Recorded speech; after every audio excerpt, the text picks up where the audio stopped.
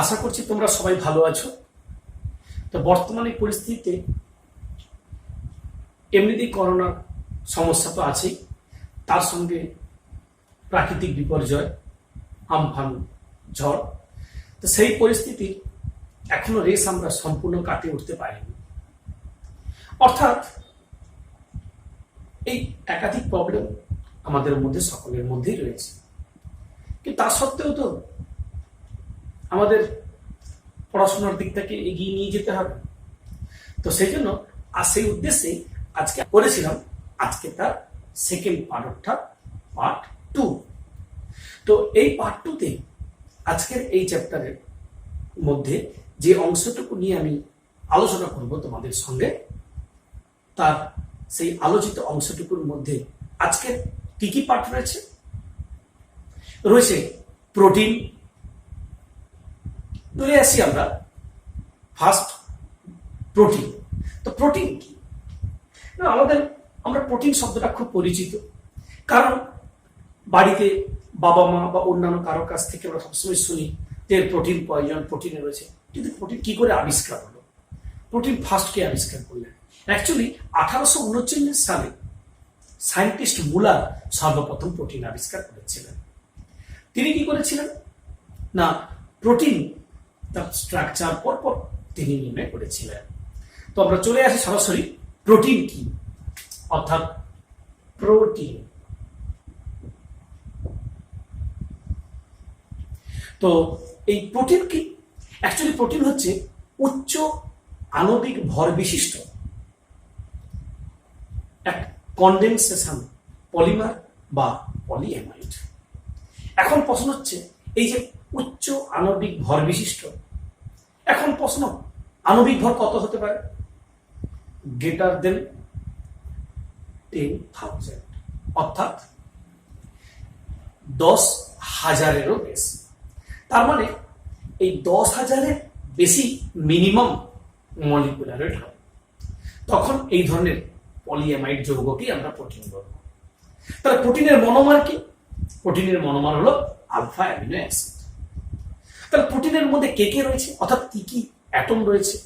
Others carbon, hydrogen, nitrogen, oxygen, sulphur.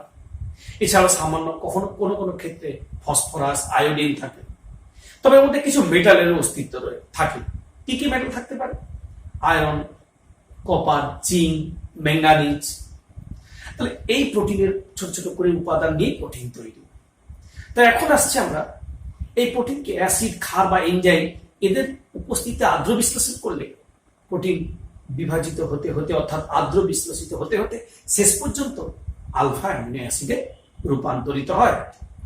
তাহলে এখন আমাদের প্রশ্ন আসছে, তাহলে প্রোটিনকে ভাঙলে, যদি এটা কিন্তু ডাইরেক্ট হয় না, মাঝখানের অনেকগুলো ধাপ থাকে। অ্যাকচুয়ালি প্রথমে প্রোটিন ভেঙে হয় পলিপেপটাইড, পলিপেপটাইড ভেঙে হয় পেপটাইড, পেপটাইড ভেঙে হয় লাস্ট আলফা অ্যামিনো অ্যাসিড। এখন হচ্ছে এই যে আলফা অ্যামিনো অ্যাসিড, এটা আবার কি? তা বা বিটা, গামা, এগুলো কি যা আমাদের জানার দরকার। তো প্রথম চলে আসি এরপরে আলফা অ্যামিনো অ্যাসিড। এই আলফা অ্যামিনো অ্যাসিডের ক্ষেত্রে তার মানে এখানে অ্যাকচুয়ালি ভাঙলে বুঝতে পারছি আমরা অ্যামিন আর অ্যাসিড অর্থাৎ দুটি করে ফাংশনাল গ্রুপ। একটা হলো অ্যামিন অর্থাৎ NH2, আর একটা হলো কার্বক্সিলিক অ্যাসিড অর্থাৎ COOH। এখন প্রশ্ন হচ্ছে, এই যে দুটি ফাংশনাল গ্রুপ, এই অ্যামিনো অ্যাসিড এটি একটি কিন্তু জৈব অ্যাসিড। এখন প্রশ্ন, একে আলফা কেন বলবো? আসলে অ্যামিনো অ্যাসিডের ক্ষেত্রে দেখা গেছে যে COOH এবং এই পজিশনে NH2, আর এই পাঁচটা যে কোনো কোনো গ্রুপ। আচ্ছা, আমরা সংক্ষেপে দরকার হলে আর দিলাম। তাহলে প্রশ্ন হচ্ছে, এই যে আলফা, এখানে অ্যামিন গ্রুপ, তাই একে বলবো alpha amino acid, carboxylic acid. এখন এই অ্যামিন গ্রুপটা বিটা থাকলে নাম হতো বিটা, গামা, ডেল্টা। কিন্তু এদের মধ্যে আলফা অ্যামিনো অ্যাসিড খুব ইম্পর্টেন্ট। এখন এই গুরুত্বপূর্ণ কেন? কারণ আমরা একটু আগেই বলেছি যে সমস্ত প্রোটিন আর্দ্র বিশ্লেষিত হয়ে লাস্ট পর্যন্ত আলফা অ্যামিনো অ্যাসিডে কনভার্ট হয়ে যায়, সেই জন্য এটি বেশি ইম্পর্টেন্ট। তো এরপরে চলে আসি আমরা এর কি এক্সাম্পল কি। আমরা একটা এক্সাম্পলে যাচ্ছি এই আলফা অ্যামিনো অ্যাসিডের, সরাসরি যাচ্ছি গ্লাইসিন।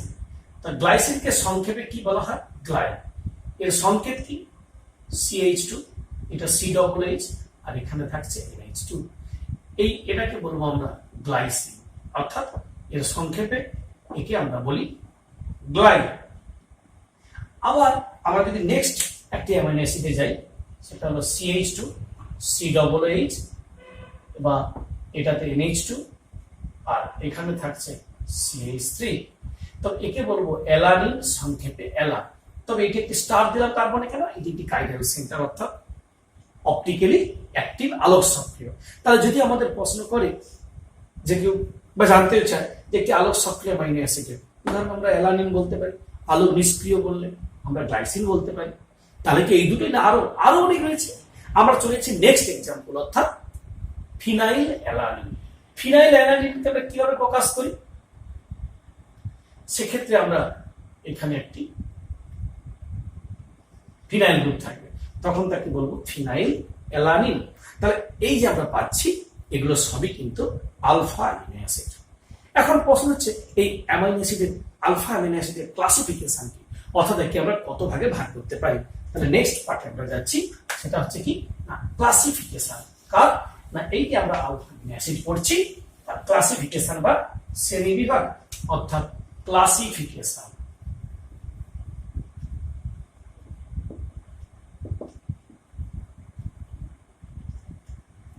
এখন প্রশ্ন আসছে এই ক্লাসিফিকেশনটা কি? আমরা অ্যাকচুয়ালি এই ক্লাসিফিকেশন বলতে ও শ্রেণী বিভাগ বোঝায়।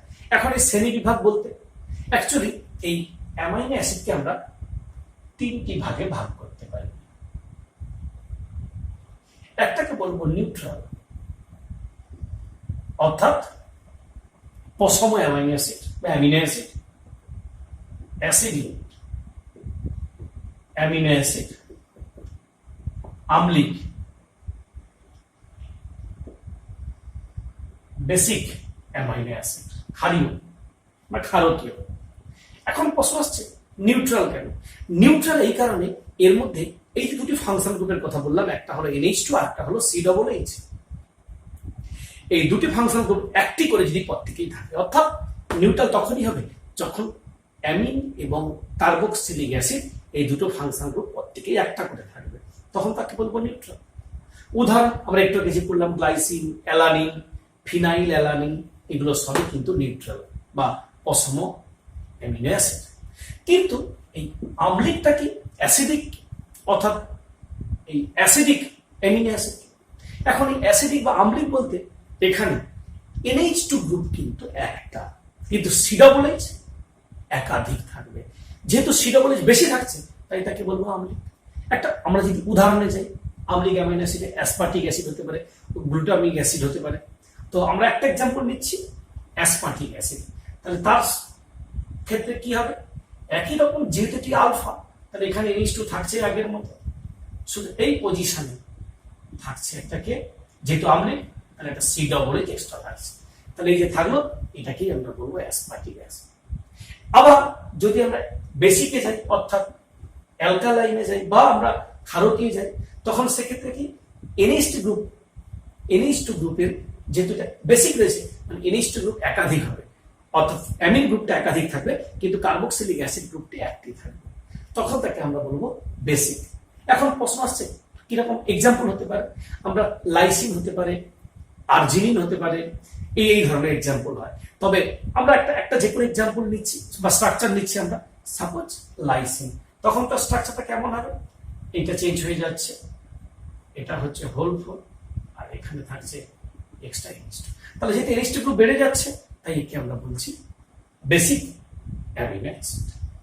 এ তো গেল ক্লাসিফিকেশন, অর্থাৎ NH2 গ্রুপ এবং COOH গ্রুপের সংখ্যার উপর ভিত্তি করে। আবার যদি পুষ্টির ভ্যালু বা ইম্পর্টেন্স বা গুরুত্বের উপর ভিত্তি করি, তখন কিন্তু ওই অ্যামিনো অ্যাসিড গুলোকে আবার দুটো ভাগে ভাগ করা যায়। একটাকে বলবো এসেনশিয়াল বা অপরিহার্য অ্যামিনো অ্যাসিড, আরেকটাকে বলবো আমরা অনপরিহার্য বা নন এসেনশিয়াল অ্যামিনো অ্যাসিড। এখন প্রশ্ন আসছে এই যে আমরা ভাগগুলো করলাম তাদের মধ্যে একটা ভাগে আমরা কি পাচ্ছি? আমরা কি বললাম তোমাদের যে এসেনশিয়াল, অর্থাৎ অপরিহার্য। এখন প্রশ্ন হচ্ছে কেন এটা অপরিহার্য? এইরকম 10টি অ্যামিনো অ্যাসিড রয়েছে, সেই 10টা অ্যামাইনো অ্যাসিডের মধ্যে যা আমাদের দেহে সংশ্লেষিত হয় না কিন্তু আমাদের জন্য দেহের জন্য অত্যন্ত ইম্পর্টেন্ট, তাদের আমরা বলবো অপরিহার্য অ্যামাইনো অ্যাসিড। এই অপরিহার্য অ্যামাইনো অ্যাসিডের মধ্যে কি হতে পারে? লাইসিন হয়, লিউসিন হয়, ভ্যালিন হয়। তাহলে lysine, leucine, valine, isoleucine, tryptophan এসবই হলো অপরিহার্য অ্যামাইনো অ্যাসিড। আর এটাকে বলবো কি? অনপরিহার্য, অর্থাৎ নন এসেনশিয়াল অ্যামিনো অ্যাসিড। সেগুলো কি? আমরা আগে যেগুলো বললাম, গ্লাইসিন, অ্যালানিন, সিস্টিন। এই গেল আমাদের টোটাল ক্লাসিফিকেশন অ্যামাইনো অ্যাসিডের। একটা পার্টে বললাম আমরা NH2 এবং সিটোবলেজ গ্রুপের সংখ্যার উপর ভিত্তি করে, আর একটা পার্ট করলাম পুষ্টিগত যে গুণ অর্থাৎ তার গুরুত্ব তার উপর ভিত্তি করে। তাহলে এবারে আসছে আমরা এর প্রপার্টিজ কি, ধর্ম কি, বিশেষত ভৌত ধর্ম অ্যামিনো অ্যাসিডের, অর্থাৎ ফিজিক্যাল প্রপার্টিজ বা ভৌত ধর্ম কি, অর্থাৎ আমরা যাচ্ছি প্রপার্টিজ এর ভৌত ধর্ম, ফিজিক্যাল প্রপার্টিজ। এখন প্রশ্ন আসছে এর ভৌত ধর্মের মধ্যে প্রথমেই বলতে পারি এরা বিশেষ করে অ্যামিনো অ্যাসিড গুলো বর্ণহীন কেলাসাকার কঠিন পদার্থ, জলে দ্রাব্য, জুইটার আয়ন গঠন করতে পারে। নতুন টার্ম শুনলে জুইটার আয়ন আসছি আমরা এরপরে, নেক্সট পার্টে আমরা বলছি। তো চলে আসছি আমরা জুইটার আয়ন গঠন করতে পারে। এছাড়া কি যদি তড়িৎ প্রবাহ পাঠাই আমরা, তাহলে দেখতে পাবো যে এরা তড়িৎ প্রবাহ পাঠানোর সঙ্গে সঙ্গে অ্যামাইনো অ্যাসিডগুলি একটা নির্দিষ্ট তড়িৎ ধারের দিকে অগ্রসর হচ্ছে, তার মানে তড়িৎ চলনদের ঘটে। এই যে আমরা দেখতে পাচ্ছি এগুলো হলো এর ভৌত ধর্ম।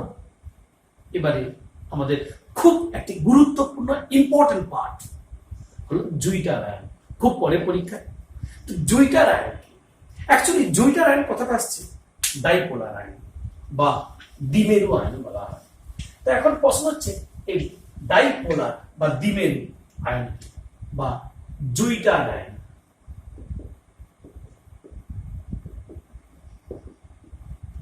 এই জুইটার আয়ন কি?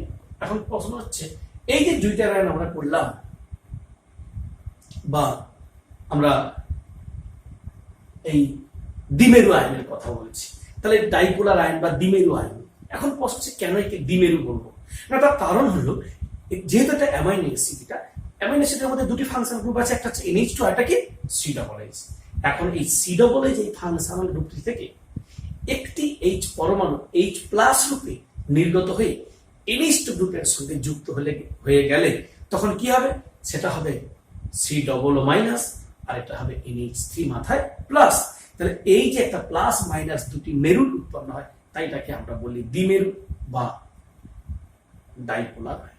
এখন প্রশ্নটা উদাহরণ আমরা নিই, C, এটাকে C+H নিলাম, এটা NH2 নিলাম। দুইটার কি হবে? এইটা বেরিয়ে আসবে, এটা -H+ বেরিয়ে এসে এর সঙ্গে হবে NH3+, এটা মাইনাস। এই যে ডাইপোলার আয়ন একেই বলে জুইটার আয়ন। এখন এই জুইটার আয়নের এক্সাম্পল কি? জেনারেল এক্সাম্পল দিলাম আমরা আর দিয়ে। আমরা গ্লাইসিন, অ্যালানিন যে কোনো ক্ষেত্রে কি করব? এই যে আলফা পজিশনের যে দুটি গ্রুপ, এদের মধ্যে H+ আয়নটা এক্সচেঞ্জ হবে এখান থেকে এখানে, এটাকেই বলা হয় জুইটার আয়ন। এখন তোমাদের মনে প্রশ্ন আসতে পারে, স্যার পসম অ্যামাইনো অ্যাসিডের ক্ষেত্রে NH2 গ্রুপ আর C+H গ্রুপের সংখ্যা একই, তাহলে সেক্ষেত্রে তো স্যার এইভাবে জুইটার আয়ন হয়। কিন্তু যদি আম্লিক বা ক্ষারীয় হয়, হ্যাঁ অবশ্যই আম্লিক বা ক্ষারীয় অ্যামাইনো অ্যাসিডগুলোর ক্ষেত্রে NH2 গ্রুপ, আম্লিক হলে C+H বেশি থাকবে, ক্ষারীয় হলে NH2 বেশি থাকবে। তবে তোমরা যখন জুইটার আয়ন করবে প্রতি ক্ষেত্রে এই আলফা দুটো এই যে প্লেস দুটির মধ্যে এক্সচেঞ্জ করবে, সবসময় বাকিটা পড়ে থাকবে। এবার জুইটার আয়নের স্ট্রাকচারে সামান্য অদল বদল ঘটতে পারে কখন? যদি দ্রবণে আমরা সামান্য অ্যাসিড যোগ করি, সামান্য ক্ষার যোগ করি, তো অর্থাৎ pH পরিবর্তন করলে জুইটার আয়নের স্ট্রাকচারে পরিবর্তন হবে। আমি সিম্পল বলছি, যদি আমরা অ্যাসিড যোগ করি তাহলে দ্রবণ অতিরিক্ত H+ থাকবে, সেই H+ এই C+O- এর সঙ্গে যুক্ত হয়ে গিয়ে তখন হয়ে যাবে C+OH হয়ে যাবে। জাস্ট এরকমই, কিন্তু এটার ক্ষেত্রে পরিবর্তন হবে না। যাই হোক, এইভাবে আমরা জুইটার আয়ন করতে পারি যদি pH আমরা চেঞ্জ হয়। তো এরপরে জুইটার আয়ন আমাদের হলো, আশা করছি তোমরা অবশ্যই সকলে বুঝতেই পারছো। তো এরপরে আরেকটি পয়েন্ট রয়েছে আইসো ইলেকট্রিক পয়েন্ট, সমতড়িৎ বিন্দু, অর্থাৎ আইসো ইলেকট্রিক পয়েন্ট বা সমতড়িৎ বিন্দু। এখন প্রশ্ন আসছে এই আইসো ইলেকট্রিক পয়েন্ট বা সমতড়িৎ বিন্দু কি? এই সমতড়িৎ বিন্দু বা আইসো ইলেকট্রিক পয়েন্ট বলতে বোঝায় যে পিএইচ এর যে নির্দিষ্ট মানে তড়িৎ প্রবাহ চালনা করলে অ্যামিনো অ্যাসিডের অণুগুলি ক্যাথোড অ্যানোড যে কোনো তড়িৎদ্বারের দিকেই অগ্রসর হবে না, সেই নির্দিষ্ট পিএইচ কে ওই অ্যামাইনো অ্যাসিডের আইসো ইলেকট্রিক পয়েন্ট বা সমতড়িৎ বিন্দু বলে। অর্থাৎ এটা নির্দিষ্ট পিএইচ এ কিন্তু এই ঘটনাটা ঘটে। এখন প্রশ্ন আসছে, তো আমরা যে পোর্শনটা আজকে আলোচনা করলাম তাতে কি রয়েছে না প্রোটিন, অ্যামাইনো অ্যাসিড, জুইটার আয়ন, পরে আমরা যখন আসছি পরে নেক্সট আমরা পেপটাইড বন্ড কি করে তৈরি করতে হয়। তো এই যে আলোচনা আমরা যে কতটা তোমরা অ্যাটেন্টিভ হলে বা কতটা তোমরা মনোযোগ দিয়ে করছো সেটা আমাকে জানতে হবে একটু, কারণ তখন আমি এনার্জি পাবো যে আচ্ছা ওরা তো পড়ছে, ওরা কোশ্চেনের অ্যান্সার দিচ্ছে, আমি রিপ্লাইটা দিই, তাহলে এইভাবে কিন্তু আমার মধ্যেও একটু ইন্টারেস্ট গ্রো করবে। তাই তোমাদের আমি কি করবো যে কতটা শুনলে এটা বোঝার জন্য আমি দুটো কোশ্চেন এই পোর্শনটা যে পড়ালাম এরপর দুটো কোশ্চেন আমি রাখবো। তাহলে আমি এখন চলে যাচ্ছি সরাসরি দুটো কোশ্চেনে। তবে তোমাদের কাজ কি হবে, এই কোশ্চেন দুটির অ্যান্সার, এমসিকিউ কোশ্চেন অ্যান্সার আমাকে কমেন্টে অ্যান্সার দেবে, আমি রিপ্লাই দেবো, তাহলে আমিও বুঝতে পেরে যাব যে তোমরা ঠিক মতো এগোচ্ছ। তো আমরা এখন চলে যাচ্ছি সরাসরি কোশ্চেন। কোশ্চেন নাম্বার 1,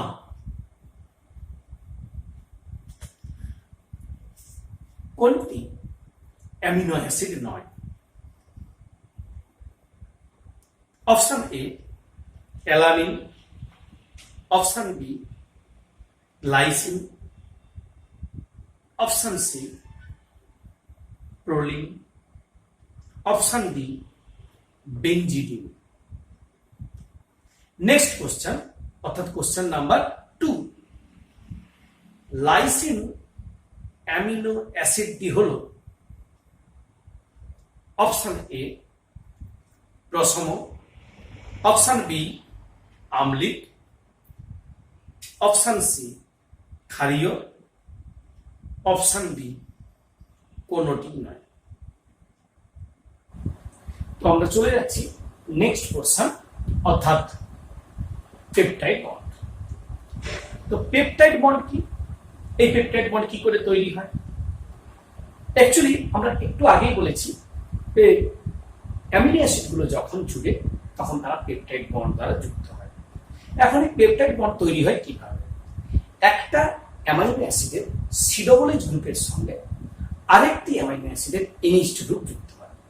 যুক্ত হয়ে কি হয়? জল নির্গত হয়, বিনিময়ে কি তৈরি হয়? CONH bond.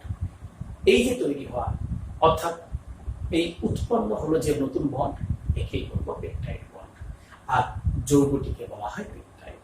তাহলে আমরা এক্সাম্পল দিয়ে তোমাদেরকে দেখাচ্ছি কিভাবে তৈরি হচ্ছে পেপটাইড বন্ড।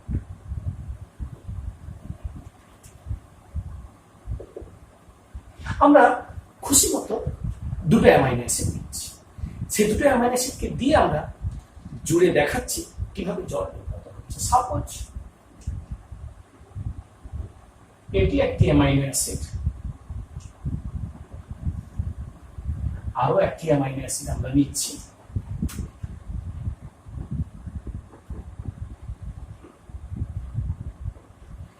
তবে একটু লক্ষ্য করে দেখতে পাবে দুটো অ্যামাইনো অ্যাসিডের সি ডবল এইচ আমরা ডান দিকে রেখেছি আর বাম দিকে রেখেছি।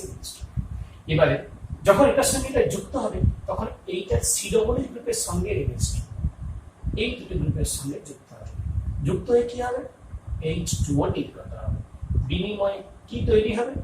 অর্থাৎ এই পাশটা NH2CH, এটা R1 CO NH CH COOH, তাহলে এই যে নিউ বন্ড অর্থাৎ এইটাকেই বলবো আমরা পেপটাইড বন্ড বা পেপটাইড লিঙ্কেজ। কিন্তু প্রশ্ন হচ্ছে তারপরে দুটো অ্যামিনো অ্যাসিড যুক্ত হলে একটি পেপটাইড বন্ড তৈরি হবে। তাহলে যদি এরকম দুটো জায়গায় তিনটে অ্যামিনো অ্যাসিড যুক্ত হয় তখন দুটো পেপটাইড বন্ড তৈরি হবে। আমরা কখনো একে বলবো ডাইপেপটাইড, কখনো বলবো ট্রাইপেপটাইড, এইভাবে উপর ডিপেন্ড করে। তবে মনে রাখতে হবে যে অ্যামাইনো অ্যাসিডগুলো যুক্ত হওয়ার সময় প্রতি ক্ষেত্রে জল নির্গত হবে। তবে এখন আমরা এটা গেলাম জেনারেলি এক্সাম্পল দিয়ে, আমরা সরাসরি এক্সাম্পল অর্থাৎ ডাইরেক্ট উদাহরণ দিয়ে দেখাতে পারি। কি উদাহরণ নিচ্ছি আমরা? আমাদের চেনা জানা যে অ্যামাইনো অ্যাসিডগুলো রয়েছে সেই চেনা জানা অ্যামাইনো অ্যাসিডগুলোকে নিয়ে আমরা জুড়ে দেখাচ্ছি। অর্থাৎ আমরা নিচ্ছি গ্লাইসিন আর অ্যালানিন। তাহলে আবার অনুরূপে করতে পারি অ্যালানিন গ্লাইসিন। তাহলে এই যে গ্লাই এলা কিংবা এলা গ্লাই এভাবে আমরা জুড়তে পারি। তবে কিভাবে করবো এটাকে? অর্থাৎ দেখাচ্ছি আমরা, যদি গ্লাই এলা হয় তখন কেমন হবে? তাহলে মনে রাখতে হবে গ্লাইসিনটাকে কিন্তু আমাদের বামে লিখতে হবে, অর্থাৎ COOH CH, এটা CH2, এটা NH2, তার সঙ্গে অ্যালানিন অর্থাৎ NH2 CH CH3 COOH। তাহলে এই যে পোর্শনটার সঙ্গে যুক্ত হয়, জল নির্গত হয়। তাহলে শুধু এইটুকু লিখে দেখাচ্ছি আমি, যা পোর্শন আছে এদিকে এই পাশটাই থাকবে, এটাই হবে গ্লাই এলা। এবার যদি আমরা অ্যালানিনকে প্রথমে নিই, অর্থাৎ NH2 CH CH3 COOH, আর ওপাশে আমরা গ্লাইটাকে নিই, তাহলে তখন কি পাবো? চেঞ্জ হবে NH2 CH CH3 CO NH, তারপরে যেমন হয় CH2 COOH আছে। তাহলে এই যে হলো দুটো কিন্তু একই দেখতে নয়, কারণ এখানে রয়েছে অ্যালানিন পরে গ্লাইসিন, এখানে প্রথমে গ্লাইসিন পরে অ্যালানিন। তাহলে এইভাবে আমরা করতে পারি। আবার আমরা তিনটে নিয়ে গ্লাই এলা গ্লাই, এলা এলা গ্লাই। তাহলে যদি আমাদের কোশ্চেন আসে যে দুটি অ্যামাইনো অ্যাসিড দেওয়া হলো, একটা গ্লাইসিন একটা অ্যালানিন, এখান থেকে আমরা কতগুলি পেপটাইড বন্ড তৈরি করতে পারি? মনে রাখতে হবে আমরা তৈরি করতে পারি কতগুলি? 4 ধরনের। কি করে? গ্লাই গ্লাই, এলা এলা, এলা গ্লাই, গ্লাই এলা, 4 ধরনের তৈরি করতে পারি আমরা পেপটাইড বন্ড। ওকে, তো এবার আমরা চলে যাই স্ট্রাকচার অফ প্রোটিন, অর্থাৎ প্রোটিনের গঠন। তারপর প্রোটিনের এই গঠন আমরা তৈরি করবো, মানে জানবো কিভাবে আমরা। এতক্ষণ আমরা পড়ছি প্রোটিন নিয়ে, তাহলে প্রোটিনের স্ট্রাকচার সম্পর্কে আমরা কিন্তু এখানে জানবো, অর্থাৎ স্ট্রাকচার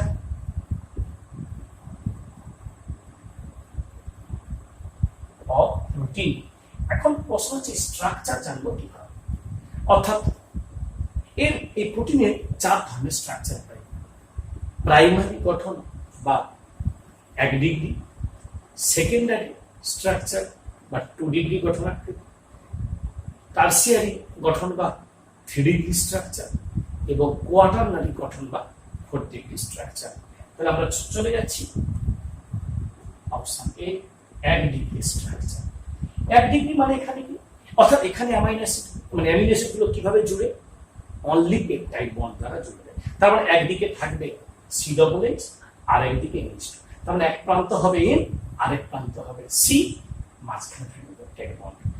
এভাবে যুক্ত হয়ে যখন হয় তখন তাকে আমরা বলবো 1 ডিগ্রি, যেটা আমরা একটু আগে পেপটাইড বন্ড দেখালাম এক্সাম্পলে।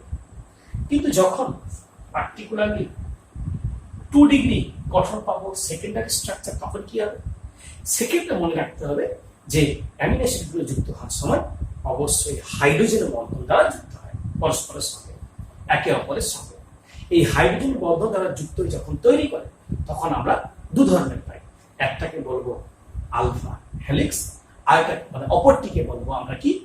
Beta pleated sheet. এই আলফা হেলিক্সের ক্ষেত্রে কি হয় না, পার্শ্ব শৃঙ্খলগুলো সাধারণত হেলিক্সের বাইরের দিকে থাকবে, আর যখন বিটা প্লিটেড সিটের ক্ষেত্রে কি হয়, সাধারণত ওপর নিচে অবস্থান করে। এই গেল 2 ডিগ্রি স্ট্রাকচার। এবারে আসছি 3 ডিগ্রি বা টারসিয়ারি গঠন। টারসিয়ারি গঠনের বেলায় কি হয়? অর্থাৎ এক্ষেত্রে কি হয় না, যে প্রোটিনগুলি ভাঁজপ্রাপ্ত হয়ে দ্বিমাত্রিক গঠন করে, অর্থাৎ ত্রিমাত্রিক আকারে ধারণ করে ভাঁজপ্রাপ্ত হয়, অর্থাৎ প্যাঁচ থাকে। তবে জোড়ার সময় অর্থাৎ এদের যে নেচারটা থাকে কি না, এরা একে অপরের সঙ্গে আন্তর আণবিক আকর্ষণ বল দ্বারা যুক্ত হয়। এই স্ট্রাকচার তৈরি হওয়ার সময়। আর লাস্ট চলে যাচ্ছি আমরা কি না কোয়াটারনারি, অর্থাৎ 4 degree carbon, 4 degree structure, quaternary structure. এই কোয়াটারনারি স্ট্রাকচারে কি হয় না, এক্ষেত্রে যে উপ এককগুলি থাকে এরা একে অপরের সঙ্গে হাইড্রোফোবিক মিথস্ক্রিয়া, হাইড্রোজেন এবং আয়োডিন বন্ধন দ্বারা পরস্পর যুক্ত থাকে। এই হলো আমরা প্রোটিনের 4 ধরনের স্ট্রাকচার পেলাম। এটা গেল প্রোটিন, তার পেপটাইড বন্ড, তার স্ট্রাকচারস। এবারে আসছি আমরা কি ডি নেচার অফ প্রোটিন, অর্থাৎ ডি নেচার।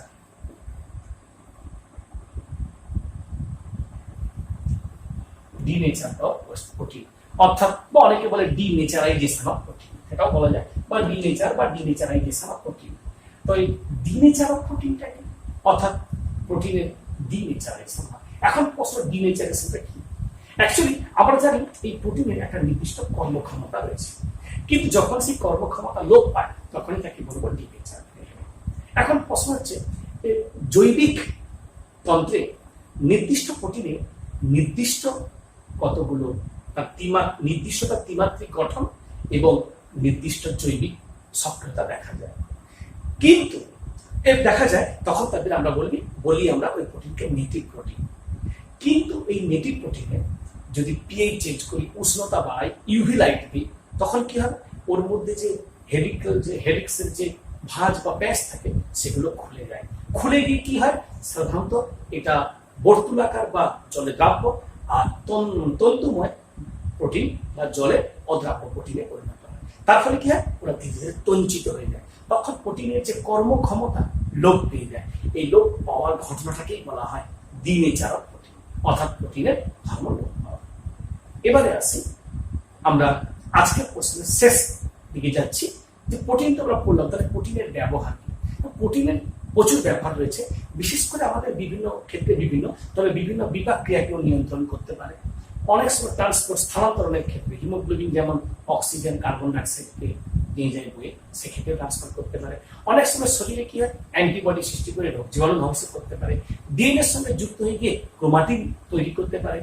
আবার শক্তির যোগান দেয়, যখন কার্বোহাইড্রেট আর ফ্যাট অভাব হয় তখন শক্তির যোগানের ক্ষেত্রেও প্রোটিন আমাদের গুরুত্বপূর্ণ ভূমিকা পালন করে। বিভিন্ন কখনো কখনো প্রোটিন জিনের ক্রিয়াকেও নিয়ন্ত্রণ করে। তাহলে এই হলো আমাদের প্রোটিনের ব্যবহার। তাহলে আমরা আজকের যে কোশ্চেনটা করলাম টোটাল প্রোটিন, এবারে চলে আসি আমরা এই যে শেষ কোশ্চেনটা আমরা করলাম, এখানে যে আমরা কতটা শিখলাম এর উপরে আমরা দুটো কোশ্চেন রাখছি তোমাদের আগের মতো। তবে কোশ্চেনের অ্যান্সার কিন্তু আমাকে দিতে হবে কমেন্টে, যে কিভাবে আমরা অ্যান্সার গুলো দিচ্ছি। সবই এমসিকিউ কোশ্চেন আগের মতো। এখানে আমরা দুটো কোশ্চেন দেবো, কোশ্চেন 3 এবং কোশ্চেন 4। তাহলে আমরা সরাসরি চলে যাচ্ছি কোশ্চেন। তোমরা আগের মতো খাতা বের করে লিখে ফেলো, লেখো। কোশ্চেন নাম্বার 3, CONH বন্ধনটি হলো অপশন এ হাইড্রোজেন বন্ধন, অপশন বি পেপটাইড বন্ধন, অপশন সি ইথার বন্ধন, অপশন ডি আয়নীয় বন্ধন। নেক্সট কোশ্চেন, অর্থাৎ কোশ্চেন নাম্বার 4, প্রোটিনের পেঁচানো গঠনটি কোনটির দ্বারা স্থির হয়? অপশন এ হাইড্রোজেন বন্ধন, অপশন বি পেপটাইড বন্ধন, অপশন সি ইথার বন্ধন, অপশন ডি আয়োডিন বন্ধন। তাহলে এই যে দুটো কোশ্চেন করলাম, এই দুটো কোশ্চেনের অ্যান্সার তোমরা আমাকে কমেন্টে দেবে। তো আর আজকের পোর্শনে যদি কোনো প্রবলেম থাকে, তো বুঝতে কোনো অসুবিধা হয়, তোমরা আমাকে কমেন্টে জানাবে, আমি রিপ্লাই দেবো।